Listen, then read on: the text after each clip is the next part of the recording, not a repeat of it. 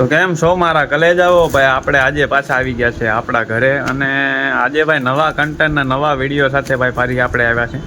જો કે નવો કન્ટેન્ટ તો હું તમને બતાવું છું. આ ભાઈને તો તમે જો કે ઓળખતા જ હશે. આપણે હું છેણા વેસા થાય એ પડી નથી ગયા છેણા વેસાથી ભાઈ.